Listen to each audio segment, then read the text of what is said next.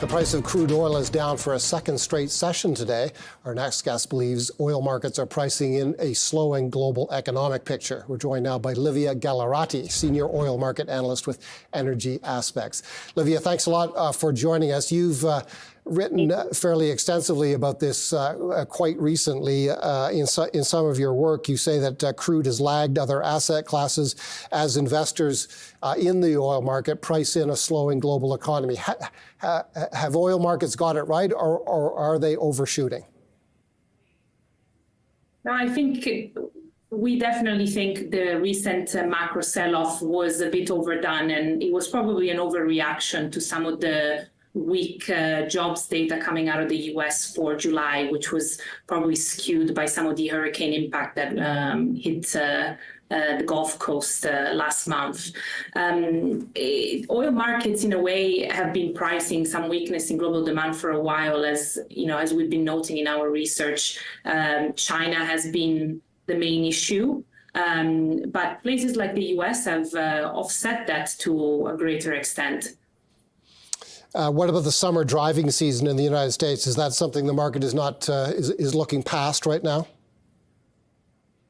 No, we think that's going on as normal. And in fact, if you're looking at demand figures out of the US, just some of the latest prints for July, for instance, overall US oil demand came in 400,000 barrels higher year on year. That's pretty incredible. When it comes to, for example, U.S. refinery runs, refiners in the U.S. are running extremely hard. Now, that's probably going to ease in the next couple of weeks and couple of months as we go into refinery maintenance season, and it might weigh on oil prices temporarily. But overall, U.S. inventories are actually extremely tight. Are we entering into a period of lesser volatility, or will this volatility continue? I think for oil prices this year, we haven't seen as much volatility, I would say, overall, barring some of the ups and downs of the last couple of weeks, which in a way are they haven't really occurred for most of the year. We have factors capping the upside and the downside in oil prices this year, being OPEC production cuts, and things like the US SPR buybacks on one side and releases on the other side. That's definitely preventing some volatility, and these factors, I would say, are here to stay overall. And what about U.S. supplies? There's been some data on that quite recently. Where are U.S. supplies historically? U.S. production has been hitting record highs, at least according to some of the preliminary weekly data coming out of the U.S. administration agencies. Now, I think one of the big differences as we look into the rest of this year versus last year is that we're not expecting a huge amount of incremental production growth coming out of the US for the next couple of months, whereas we had a lot of that last year. In fact, the market was, in a way, taken by surprise by how strong US production growth was at the end of last year. So if you're looking at the path for prices going forward, particularly for the key benchmarks in North America, like the WTI, we might not get the same seasonal downturn that we typically get in the final quarter of the year this year as we did last year, for instance. One of the challenges that the oil market has faced for much of this year is the signal from OPEC Plus that it is likely to remove supply constraints. In other words, put more oil on the market later this year. Do you expect OPEC to go ahead with that plan, given the current state of the market? I think OPEC will be watching very closely what inventories globally do in the next month or so before finalizing a decision. The plan for now is to start bringing back some production gradually back to the market from Q4 onwards. That's still a possibility. Of course, should demand be suffering, and here I'm thinking particularly of China, they might decide to hold back some supplies. I don't think they've made up their mind just yet.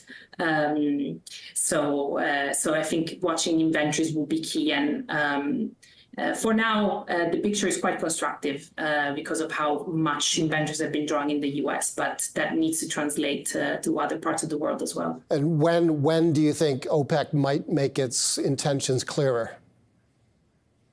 We'll probably know more in the next couple of weeks. They'll have to decide probably by, if not by the end of this month, by early September. So we'll be watching any communication and any signal that they send to the market very closely.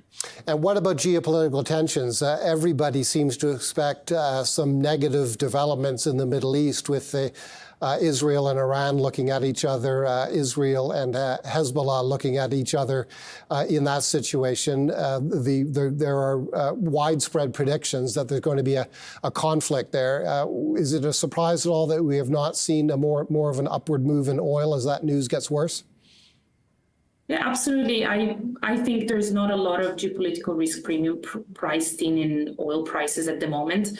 I think part of the problem is the longer any sort of move from Iran or Israel takes to materialize, the more desensitized the market will get, meaning there's going to be less and less geopolitical risk premium price into the markets. And when something does happen, that's where you might get into a situation where you could see some very explosive reaction in prices because people are not necessarily prepared for it. And what about Russia? Russia's part of that OPEC plus group, of course, but whatever happened to the sanctions on Russian oil that were put in place when it invaded Ukraine? Well, the sanctions effectively were effective in the sense that they completely rerouted traditional trade flows from the Russian market to Europe and the West in general, and redirected that to Asia. They didn't halt oil supplies or oil exports out of Russia completely, as we very well know. When it comes to Russia at the moment, they have been struggling to comply with their share of the OPEC plus quotas over the last few months. We are seeing compliance improving. So there's definitely a little bit less Russian crude making it to the market right now. But obviously, we might see that trend reverse if OPEC starts bringing back some production.